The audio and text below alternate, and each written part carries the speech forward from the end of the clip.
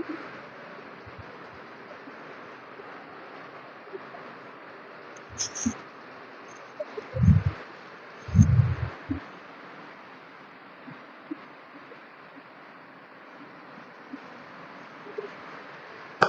Friends, आज हम Annapurna classes के डिजिटल प्लेटफॉर्म पे आपके लिए बहुत बड़ी खुशखबरी लेके आए हैं, जिसका आप सबको बहुत दिनों से इंतजार था। बीएचटीसी के फॉर्म निकल चुके हैं। हाँ जी, बीएचटीसी के फॉर्म निकल चुके हैं प्री डीएलएड एग्जाम 2024 के। 11 मई से इसके पेपर निकले हैं, फॉर्म निकले हैं। आप देखिए, ये एक नोटिफिकेशन मैं आपके साथ लेके आया हूँ। कैसे क्या फॉर्म भरने की क्या प्रक्रिया रहेगी, आवेदन कौन कौन कर सकता है, एग्जाम का पैटर्न क्या होने वाला है, वो सारी चीजें आपको बताता हूँ। देखिए, ये आपका नोटिफिकेशन में ये दे रखा है आपको 11/5/2024 शनिवार, मतलब आज से आपके ये बीएचटीसी के पेपर फॉर्म चालू हो गए। इसका नाम डीएलएड के नाम से मिलेगा आपको। डीएलएड आपका जो एग्जाम है 2024, 11 तारीख से लेकर 31 तारीख तक इसके फॉर्म चलेंगे। देखिए, लोगों ने बहुत ज्यादा, स्टूडेंट्स वगैरह ने सबने बोला कि सर बहुत जल्दी फॉर्म वगैरह की बहुत कम डेट दे रहे हैं हमको, कैसे करें इसको।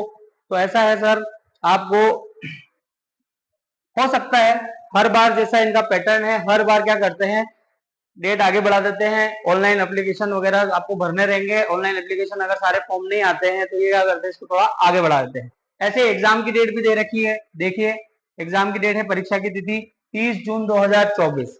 तो अब आपको सबसे ज्यादा परेशानी का विषय तो यही है कि 30 जून तक हमारा सिलेबस भी हो पाएगा, नहीं हो पाएगा। हमने जो तैयारी करी है, तो आप जुड़ जाइए, तैयार हो जाइए। अब जो आप 3 घंटे पढ़ते थे, 4 घंटे पढ़ते थे, आप कम से कम आप 5-7 घंटे रोज रिवाइज कीजिए, लास्ट पेपर निकालिए, जितने ज्यादा पेपर हो सके। एक बैच अपने यहाँ भी चल रहा है, बहुत अच्छा बैच बना है, बहुत अच्छे बच्चे हैं, तैयारी कर रहे हैं। उनका भी हमने काफी हद तक सिलेबस करा दिया है और पूरा 2 बार रिवाइज उनको एग्जाम तक करा देंगे। मेरे से जुड़ने वाले सभी स्टूडेंट्स निश्चिंत रहना, आपको मैं और क्या क्या नई नई चीजें लेके आऊंगा बीएचटीसी के लिए, वो सारी चीजें आपको यूट्यूब मेरे चैनल पे मिल जाएगी। अभी इसके बारे में बात करते हैं अपन, इसमें क्या क्या है। तो देखिए, आपको मिनिमम क्या कह रहा है, न्यूनतम अंक प्रतिशत वर्गों के लिए आप देखिए, इसकी पहला पॉइंट यह है पात्रता। आपको बता रहा है कि क्या शैक्षणिक योग्यता इसमें आवश्यक है। इसका मतलब यह है कि आपको 12th क्लास के अंदर मिनिमम कितने मार्क्स आने चाहिए। जिस भी बच्चे के जो सामान्य है, जनरल है, उसके 50% मिनिमम मार्क्स आने चाहिए, 45%। बाकी सब अदर किसी भी कैटेगरी के लिए 45% हमारे मिनिमम आने ही चाहिए। 50% मार्क्स वाला ही, सामान्य वाला ही ये फॉर्म को भर सकता है। देख लिया, नीचे लिख दिया है इन्होंने कि 1% भी कम हुआ, 0.01% भी कम हुआ तो हम उनको अयोग्य मानेंगे। ठीक है, तो और 28 साल से अधिक वर्ष इसकी आयु नहीं होनी चाहिए। एक चीज यहाँ पे ये भी दे रखी है, 28 वर्ष से अधिक आयु का व्यक्ति, आपके कोई भी जानकार हो, कोई भी हो फॉर्म भरने वाला, तो देखना, उनको बताना आप कि 28 साल के अगर वो हैं तो वो 28 साल से ऊपर फॉर्म नहीं भर सकते। ठीक है, इसके अलावा इन्होंने क्या बोला है कि भाई डीएलएड के लिए अगर केवल संस्कृत आपका या केवल हिंदी आपका सब्जेक्ट है तो आपको क्या करना है,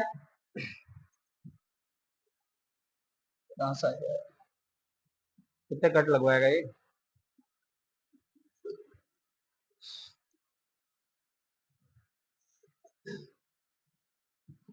अरे क्या ऊपर का खोलता है, नीचे चला सही। देखिए, यहाँ पर नेक्स्ट पॉइंट में आपको आवेदन शुल्क के बारे में बताया गया है। एक बोलते हैं सामान्य, एक होता है संस्कृत। अगर आपके 12th में संस्कृत है तो आप सामान्य या संस्कृत दोनों से फॉर्म भर सकते हैं। अगर केवल सामान्य या केवल संस्कृत से आप फॉर्म भरते हैं, सामान्य मतलब आपकी जो लैंग्वेज है वो हिंदी और इंग्लिश आएगी, और संस्कृत से भरते हो तो संस्कृत और इंग्लिश आएगी। हिंदी आपका ऑप्शनल हो जाएगा, मतलब हिंदी और संस्कृत ऑप्शनल हो जाते हैं। ठीक है, तो अगर आप केवल एक फॉर्म भरते हैं तो 450 रुपए आपकी फीस है। और अगर आप दोनों, मतलब किसी ने संस्कृत से कर रखी है 12, तो वो हिंदी वाला फॉर्म भी भर सकता है, और उसके कितने रुपए लगेंगे, 500 रुपए। कहां से भरने का है, तो इन्होंने आपको आगे एक वेबसाइट दे रखी है।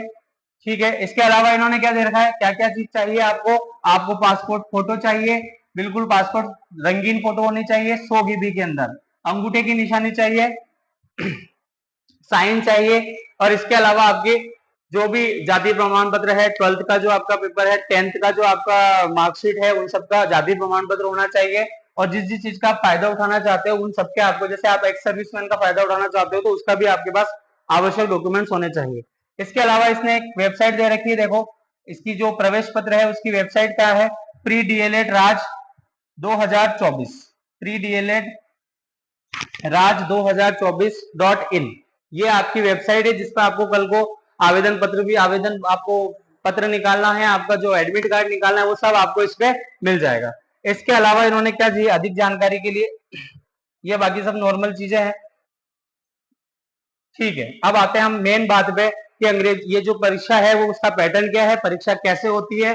परीक्षा के अंदर सबसे पहले आपको नॉर्मल सबसे ज्यादा कितने क्वेश्चन आने वाले हैं आपके टोटल मिला के देखो, रीजनिंग एक सब्जेक्ट रहेगा, राजस्थान की सामान्य जानकारी एक सब्जेक्ट रहेगा, शिक्षण अभिक्षमता एक एग्जाम वो रहेगा, और लैंग्वेज, लैंग्वेज के अंदर या तो इंग्लिश संस्कृत या इंग्लिश हिंदी, इन सबके मिला के आपके कितने क्वेश्चन हो गए देखो, 20 30 50 50 50 50 50 200 क्वेश्चन आपके आने वाले हैं। मतलब पूरा पेपर कितने का होने वाला है, 200 इंटू 3, 2 तिया 6, 600 रुपए, 600 नंबर का आपका पेपर होने वाला है। उसमें से सबसे ज्यादा वेटेज है रीजनिंग का, उसके बाद सामान्य विज्ञान, सामान्य जो राजस्थान की सामान्य जानकारी है इसके अंदर आपको दोनों तीनों तरह के सब्जेक्ट देखने को मिलेंगे, हिस्ट्री होगा, आर्ट एंड कल्चर होगा, भौगोलिक पक्ष होगा, तो मतलब सामान्य जानकारी राजस्थान की, बहुत ज्यादा डीप नहीं, लेकिन हाँ इतनी नॉर्मल कि आपको राजस्थान का क्षेत्रफल से लेकर सामान्य स्थिति विस्तार से लेकर ये सब चीजें पता हो।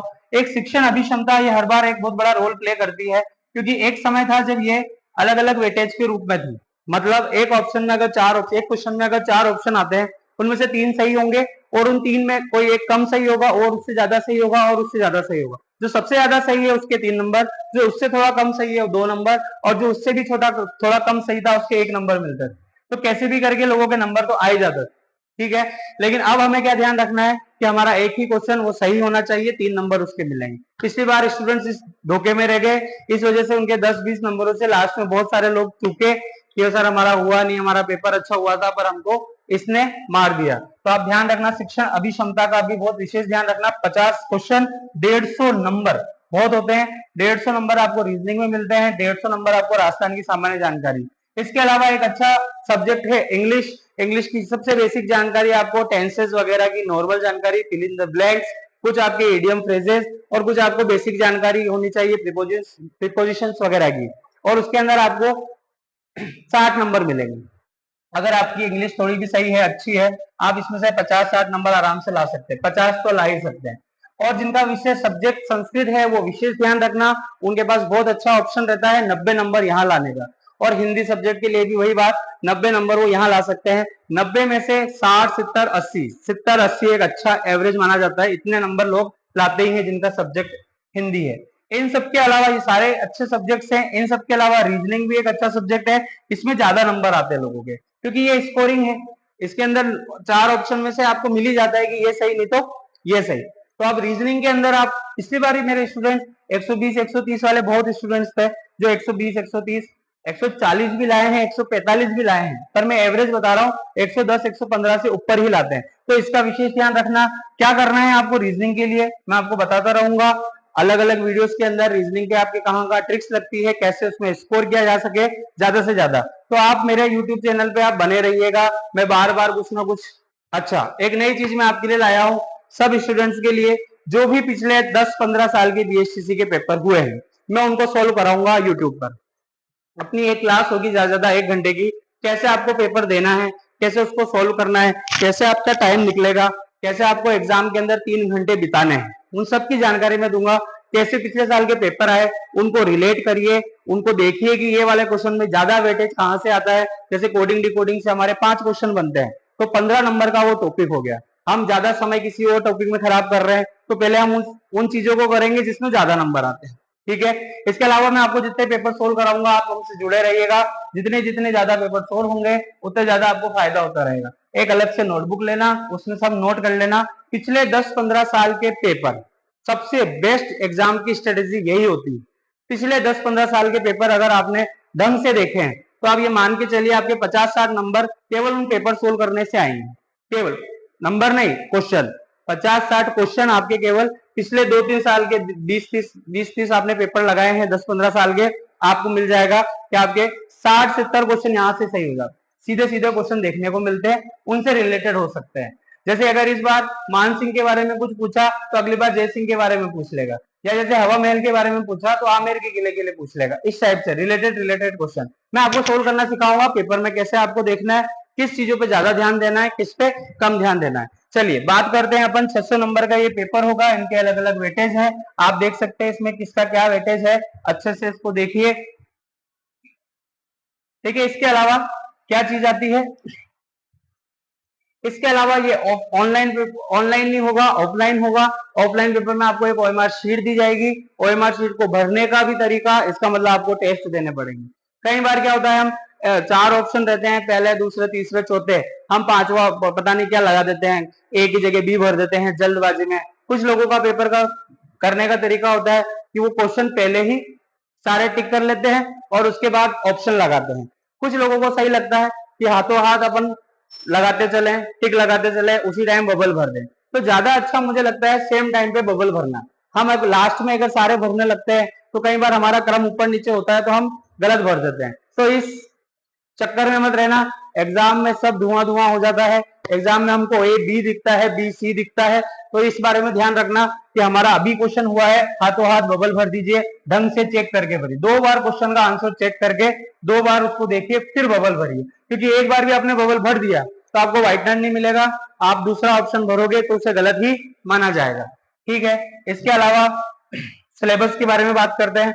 तो देखिए मेंटल एबिलिटी, ये जो 50 प्रश्न आ रहे थे रीजनिंग के, इसमें क्या क्या आता है, इसमें तार्किक योजना, नॉर्मल रीजनिंग जिसमें घड़ी से, कैलेंडर से, ब्लड रिलेशन से, दिशा परीक्षण से अलग अलग क्वेश्चन आते हैं, वो यहाँ आते हैं। एनालॉजी, इसके अलावा रिलेशनशिप, ये बोल रहा था मैं आपको, ब्लड रिलेशन से रिलेटेड, और लॉजिकल थिंकिंग मतलब कथन निष्कर्ष के कम से कम 5 क्वेश्चन देखने को मिलते हैं।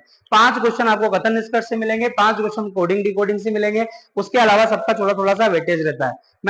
मैंने अभी अंग्रेजी वर्णमाला के लिए आपको एक क्लास दी है, उसके अंदर मैं धीरे धीरे रीजनिंग के अंदर ज्यादा ट्रिक्स लगती है वो क्लासेस भी डालता रहूंगा।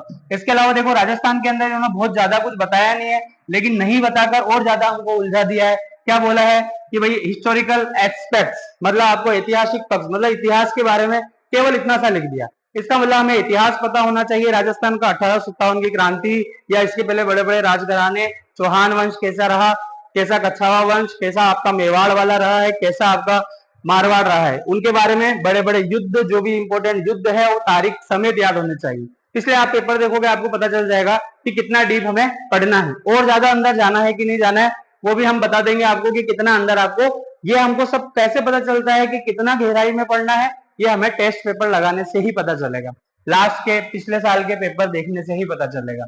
ठीक है, आर्ट एंड कल्चर लिख रखा है, देखो पूरा के पूरा। पॉलिटिकल लिख रखा है, इसका मतलब प्रजाकरण एकीकरण से रिलेटेड सारे क्वेश्चन आने वाले हैं। और देखिए आर्थिक पक्ष दे रखा है, इसका मतलब आपके पशुपालन, दुग्ध, आप जो दूध वगैरह का उत्पादन कैसा है, कृषि क्षेत्र में राजस्थान का क्या इलाका, क्या हिस्सा है, कैसे इसके पास कैसा राजस्थान का आर्थिक पक्ष होता है, उस बारे में जानकारी आपको होनी चाहिए। जनरल इसके अलावा भूगोल दे रखा है, भौगोलिक पक्ष, मरुस्थल कितना विस्तार है, पर्वत, अरावली पर्वतीय माला कैसी है, इसके अलावा नदी वगैरह, नाले, जो भी आपके सिंचाई वगैरह परियोजना है, सबसे क्वेश्चन आते हैं। संगम है आपके 4-5 तरीके के, सबको नोट करके आप लिखिए, 2-2 3-3 बार पढ़ना पड़ेगा तब याद रहेंगे। ठीक है, ये सबसे ज्यादा हार्ड सब्जेक्ट भी होता है, राजस्थान का जो परिचय है सबसे ज्यादा सब्जेक्ट इसका, ये टॉपिक जो सबसे हार्ड टॉपिक भी है, सबसे ज्यादा इससे क्वेश्चन गलत भी होते हैं, कर भी नहीं पाते हैं हम सर। इसके अलावा इसने सामाजिक पक्ष दे रखा है, लोक जीवन, लोक जीवन से हमें क्या समझ में आता है, लोगों का जीवन कैसा क्या रहेगा, कैसे लोक नृत्य की बात करेंगे हम, लोक गायन की बात करेंगे, कौन कौन से आपके वाद्य यंत्र होते हैं, कैसी कैसी बोलियां होती है राजस्थान में, अलग अलग तरह की वेशभूषा कैसी है, खान पान कैसा है, पहनावा कैसा है, सबसे रिलेटेड प्रश्न यहाँ पर इस टॉपिक में रहते हैं। इसके अलावा देखो सामाजिक पक्ष की बात कर रहा है, तो सामाजिक जीवन राजस्थान का कैसा है, राजस्थान में किस प्रकार का वर्गीकरण है, समाज का वर्गीकरण कैसा है।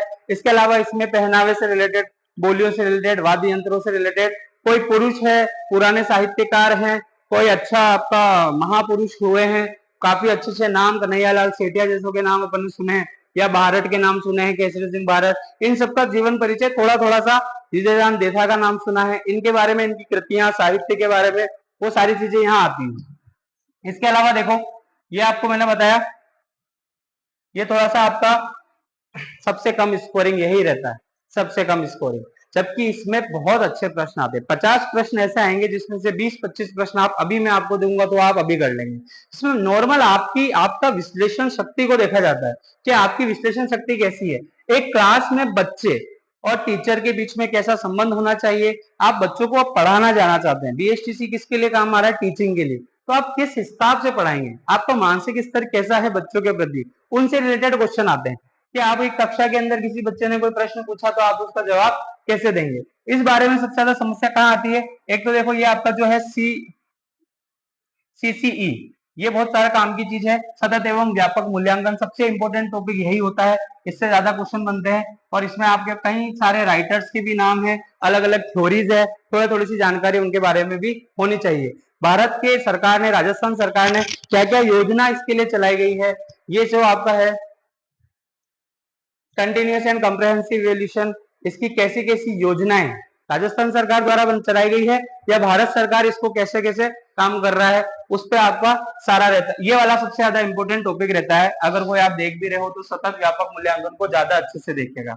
इसके अलावा देखो इंग्लिश, जैसा मैंने आपको बताया था क्या क्या चीजें हैं, स्पॉटिंग एरर्स है, इसमें टेंसेस का आपको नॉलेज होना चाहिए, प्रीपोजिशंस है, आर्टिकल्स है, करेक्शंस है, सेंटेंस के सेंटेंस कंप्लीशन है, टेंस ये लिखा, वोकेबुलरी से related, synonym, one word substitution, ये भी काम का है, रोज के 10, 12, 15, 20 आप वन वर्ड सब्स्टिट्यूशन याद करते रहिए, धीरे धीरे उनको यूज लेते रहिए, तभी जाके इंग्लिश में यहाँ कुछ ना कुछ स्कोर अच्छा रहता है।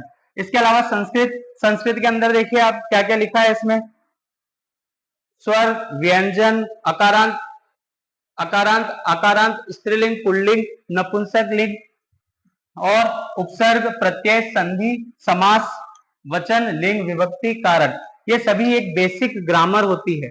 सेम टू सेम शब्द हिंदी में भी लिखे हुए हैं, सेम हिंदी और संस्कृत में एक जैसी ग्रामर रहती है, थोड़ा सा डिफरेंस रहता है। हिंदी ग्रामर हम बचपन से पढ़ रहे हैं, संस्कृत की भी हम 10वीं तक तो हमने पढ़ी है, तो ये वाली दोनों चीजें संस्कृत जो 12वीं वाले हैं उनको ज्यादा पता है। ये संधि समास वगैरह थोड़ा थोड़ा अंतर रहता है संस्कृत में और हिंदी में, डिफ्रेंशिएट ढंग से करके, और आपका हिंदी वालों को तो हिंदी देनी है, संस्कृत वालों को संस्कृत देनी है, दोनों को ही ये चीजें तो पढ़नी तो है ही। ठीक है, तो ये है आपका मेन सिलेबस।